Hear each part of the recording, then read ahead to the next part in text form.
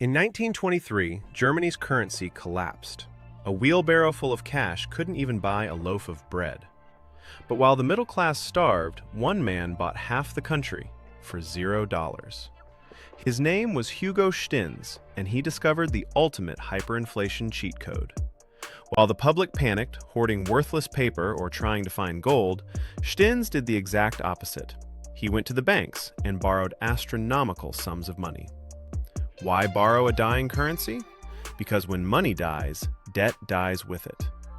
Stinnes took those massive loans and immediately bought hard physical assets: coal mines, steel factories, shipping lines, and massive real estate.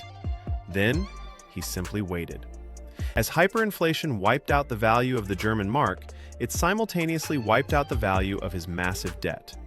Months later, he owed millions to the banks, but those millions were now worth the price of a cup of coffee. He paid back his loans with worthless paper, keeping the real-world empire completely free and clear. Time magazine called him the new emperor of Germany. The brutal lesson? Inflation is a tax on the working class, but a wealth-building tool for the elite.